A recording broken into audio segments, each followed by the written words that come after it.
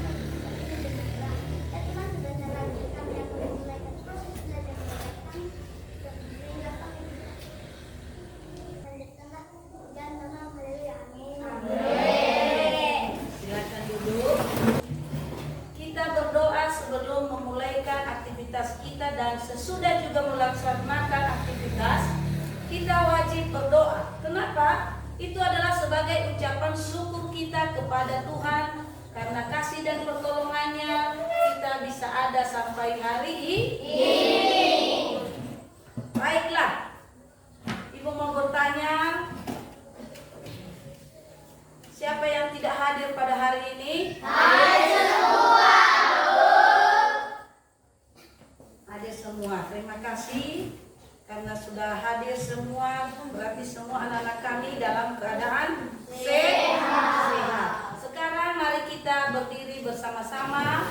Kita akan menyanyikan lagu wajib nasional, yaitu lagu Indonesia Raya yang dipimpin oleh saudari kita Yolan. Kami persilakan. Hiduplah Indonesia Raya. Indonesia tanah airku, tanah tumpah darahku. Di sanalah aku berdiri, jadi pandu ibuku. Indonesia kebangsaanku, bangsa dan tanah.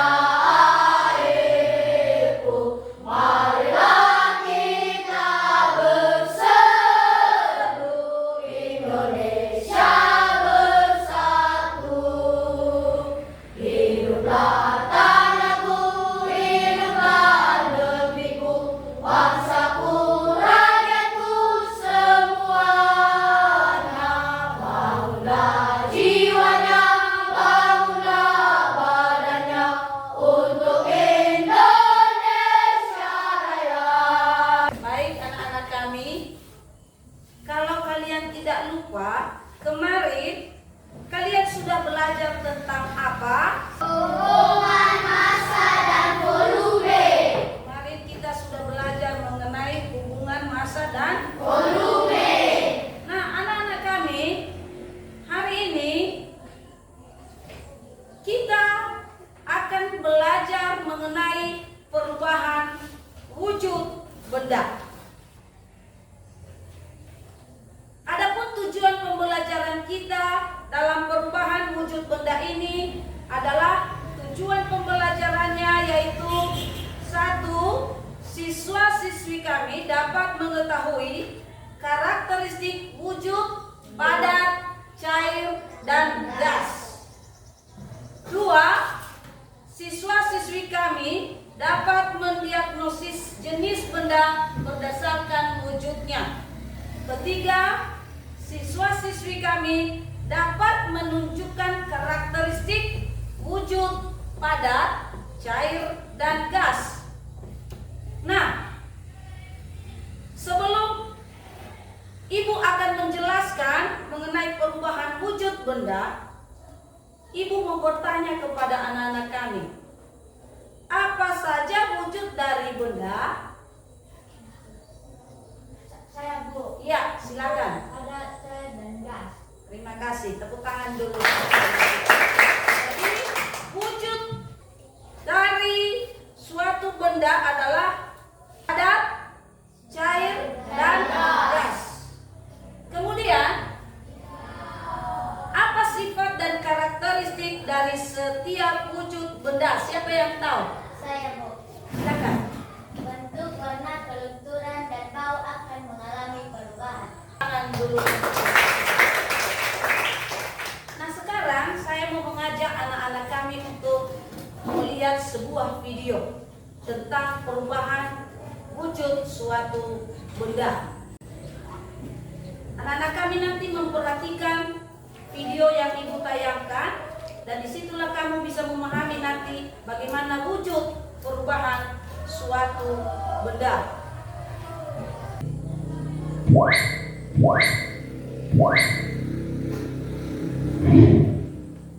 Berikut skema perubahan wujud benda. Perubahan benda padat menjadi cair disebut dengan mencair. Sebaliknya, perubahan cair menjadi padat disebut dengan membeku. Perubahan yang lain, perubahan benda jadi cair menjadi gas disebut dengan menguap. Sebaliknya, dari gas menjadi cair disebut dengan mengembun. Berbeda dengan perubahan benda gas menjadi padat, biasa disebut dengan mengkristal. Sebaliknya, dari padat menjadi gas disebut dengan menyublim. Nah, perhatikan dulu anak-anak kami. Ya, seperti yang telah dijelaskan pada video itu, wujud benda dari cair menjadi padat adalah cair menjadi padat, itu disebut Membeku. kalau padat menjadi cair itu adalah Mencair. begitu juga dengan cair ke gas itu disebut Menguap. sebaliknya gas menjadi cair disebut Mengembun. nah padat ke gas itu disebut Menyuling. sedangkan sebaliknya gas menjadi padat itu disebut Mengkristal. kristal. Kita lanjutkan. Mencair. Mencair merupakan perubahan wujud benda padat menjadi cair akibat suhu yang panas. Contohnya adalah es krim yang dibiarkan di tempat terbuka.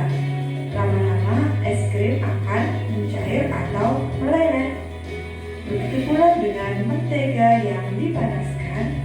Mentega yang dipanaskan di atas api lama-lama akan mencair juga. Tidak terkecuali dengan es yang ada di kutub. Akibat adanya pemanasan global, es di kutub juga akan mencair. Membeku. Nah, itu tadi yang namanya adalah mencair. Mencair. Ada beberapa contoh tadi yang telah disampaikan yang kita dengarkan melalui video. Contohnya seperti apa tadi? Es Krim. krim. Ya. Kemudian mentega jika dipanaskan dia akan Mencair. baik. Proses membeku.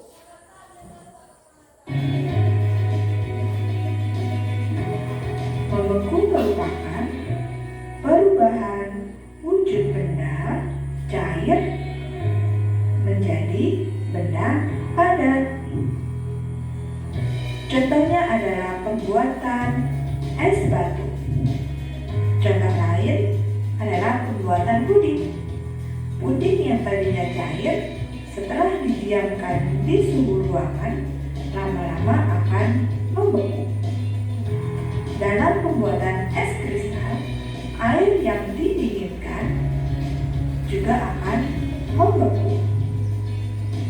Maka yang tadinya panas setelah terkena udara dingin lama-lama juga akan membeku.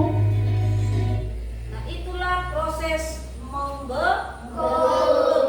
Seperti es batu, ketika kita kasih di dalam freezer, air yang sudah mencair kita berikan di dalam freezer atau kulkas, maka dia akan menjadi padat. Itulah yang namanya adalah membeku, dan beberapa contoh yang lain yang sudah kita tonton tadi.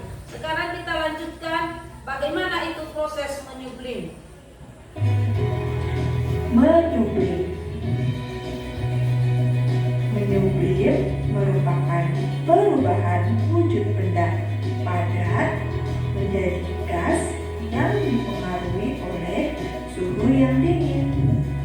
Contoh dari menyublim adalah es batu yang diletakkan di tempat yang lebih dingin akan berubah menjadi gas atau menyublim. Contoh lain dari menyublim adalah kapur barus. Kapur barus yang diletakkan di tempat terbuka lama-lama akan habis menjadi gas. Sudah paham sampai di situ? Bagaimana proses menyublimnya? Contohnya tadi seperti kapur barus. Ketika dibiarkan di tempat di luar, maka dia akan menyublim. Kita teruskan. Menguap. Menguap merupakan perubahan wujud benda cair menjadi gas karena panas. Saat kita mandi air hangat, kita merasakan uap di sekitar kita. Pada mengoperasi kereta, sistem pembakarannya juga menghasilkan uap. Mengembun. Mengembun merupakan perubahan wujud benda gas menjadi cair yang timbul ketika gas di udara mendidih. Contoh dari mengembun adalah danau yang dingin di pagi hari serta pegunungan yang diselimuti dengan kabut. Kota-kota besar di pagi hari yang diselimuti kabut pula. Udara yang dingin menyebabkan terbentuknya embun. Mengkristal. Mengkristal adalah peristiwa perubahan wujud dari gas menjadi padat. Dalam peristiwa ini, zat melepaskan energi panas. Contoh dari mengkristal adalah terbentuknya salju. Gas yang terkena udara dingin akan menjadi kristal dan membentuk salju. Contoh lain adalah pembuatan gula pasir. Sudah memahami apa yang sedang kalian tonton di video tadi? Itulah proses perubahan suatu wujud benda. Untuk itu, anak-anak kami, karena kita sudah menonton video, maka ibu mau kita membentuk kelompok. Ya, kita membentuk kelompok, masing-masing kelompok nanti mengerjakan tugas yang ibu berikan lewat LKPD yang saya bagikan setiap kelompok nanti.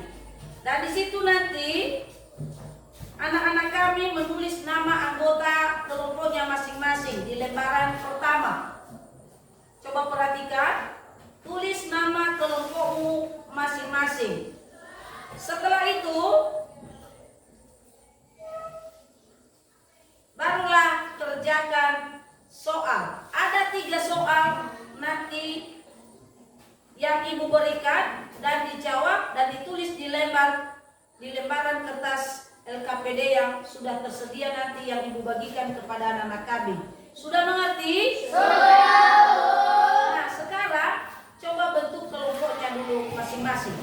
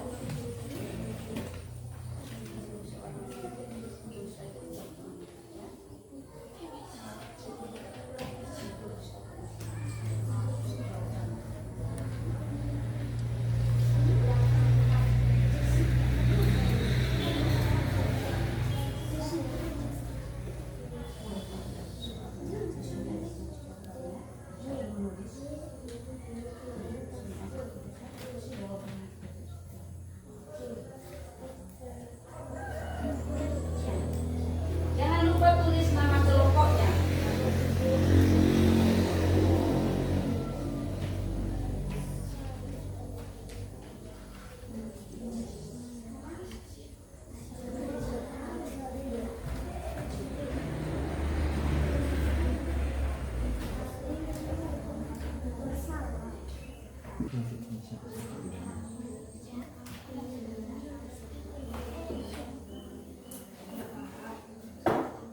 untuk memberikan jawabannya, dibaca dulu soal nomor 1.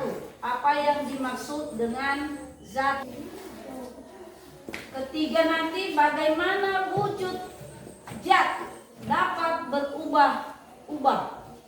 Ya, sekali lagi bagaimana wujud zat dapat berubah-ubah. Ya, mungkin satu orang menjadi juru tulis, yang lain juga harus mencari jawaban.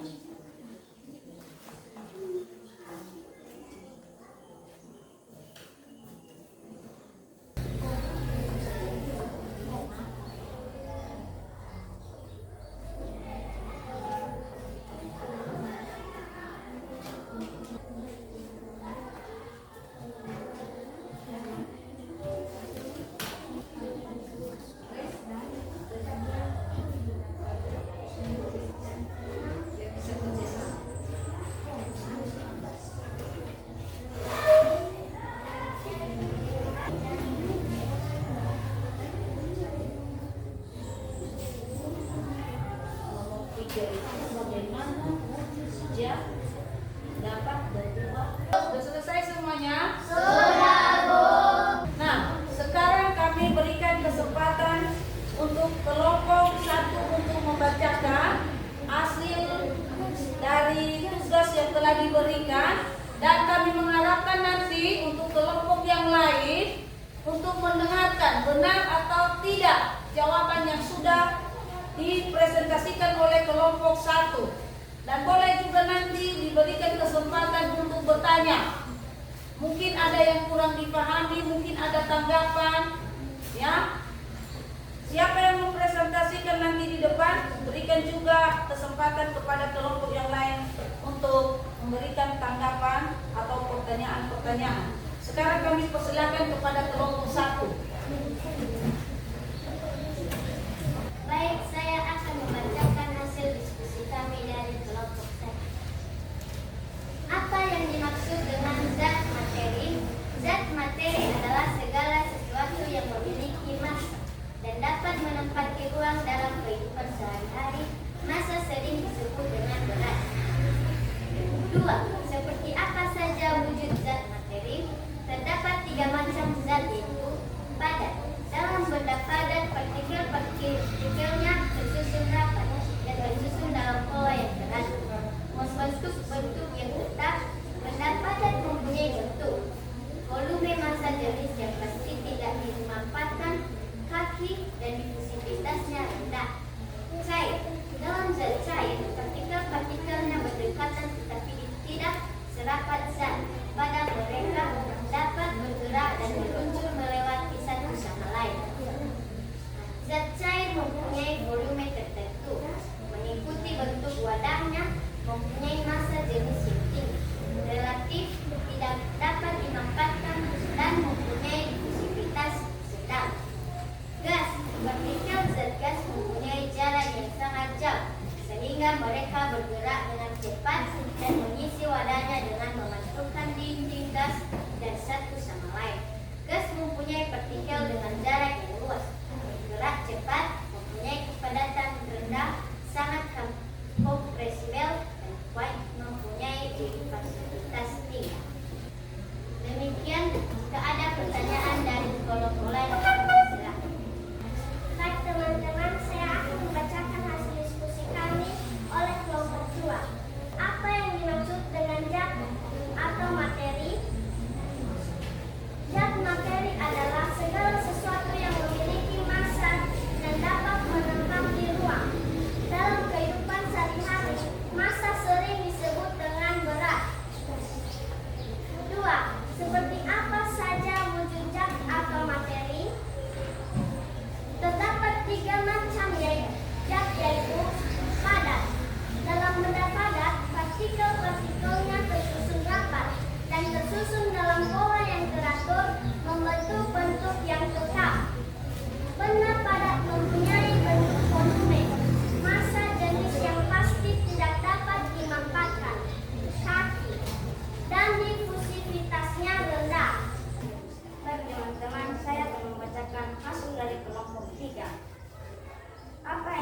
dimaksud dengan zat dan materi.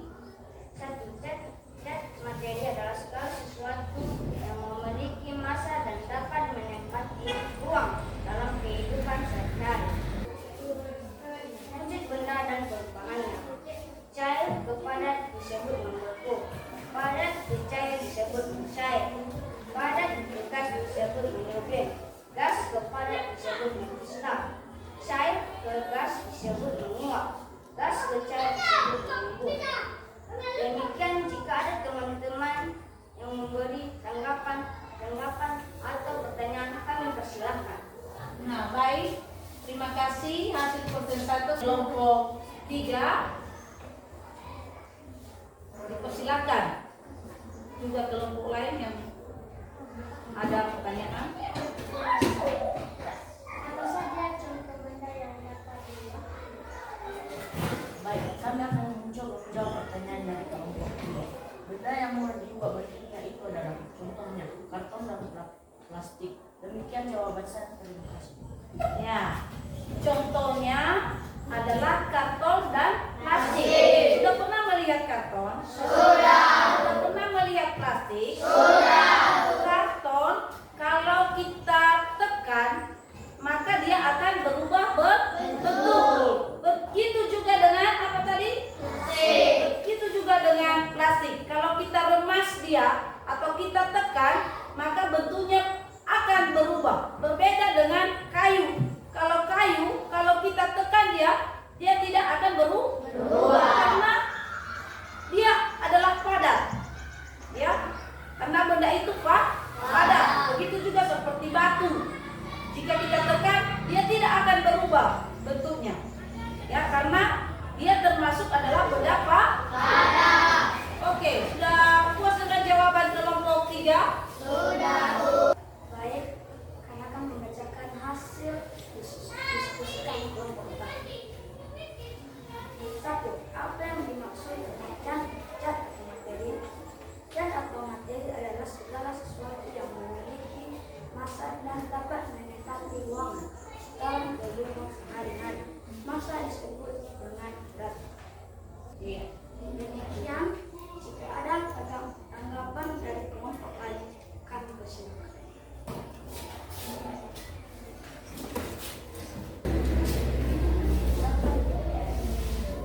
Nah, sekarang Ibu akan mengevaluasi mengenai pembelajaran yang sudah kita pelajari hari ini. Ya, ada nanti Ibu bagikan lembaran kertas yaitu soal atau pertanyaan-pertanyaan. Ibu akan melakukan tes objektif dalam bentuk isian. Di sini nanti ada soalnya 10 buah. Tentukan nanti ya, ada macam-macam benda. Tentukan apakah wujud benda tersebut padat, cair atau gas. Sudah memahami? Sudah, Bu. Ya, jika ada nanti yang kurang dimengerti boleh ditanyakan kepada Ibu. Bagikan kepada kelompoknya. Kalau ada yang kurang nanti bilang Ibu ya.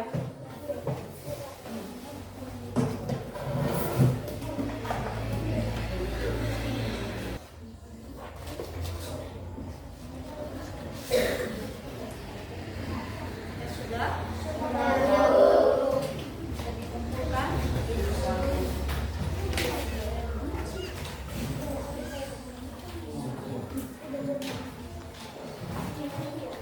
Dikumpulkan di depan.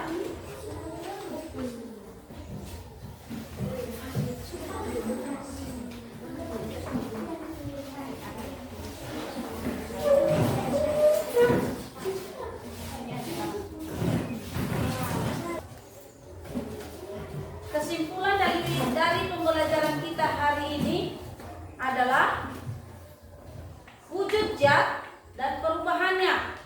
Di situ kita tahu dalam keseharian kita bahwa wujud beberapa benda berubah-ubah dari waktu ke waktu. Ya. Seperti tadi macam-macam perubahan wujud benda, ada beberapa seperti yang kita tonton tonton tadi pada tayangan video. Kalau anak-anak kami tidak lupa, apa saja macam-macam perubahan wujud benda tadi? Cair, membentuk, menguap, mengembun, menyublim. Jadi ada 5 macam. Proses mencair itu adalah perubahan wujud benda dari benda padat berubah menjadi cair. Itu disebabkan karena adanya panas atau kalor yang mempengaruhi wujud zat benda. Ada contohnya tadi, yaitu misalnya es batu. Ya, es batu diletakkan di suhu ruangan akan berubah. Kemudian membeku itu adalah tadi perubahan wujud benda dari benda cair berubah menjadi benda padat. Baik anak-anak, itu saja pembelajaran kita pada hari ini. Dan ada pertanyaan? Ya, harus diingat dan dipelajari kembali di rumah. Apa yang sudah kita pelajari hari ini? Jangan hanya hari ini saja, tapi besok juga harus dipelajari. Berakhirnya pembelajaran kita hari ini karena juga waktu sudah membatasi kita, maka sebelum kita berpisah, kita akan berdoa.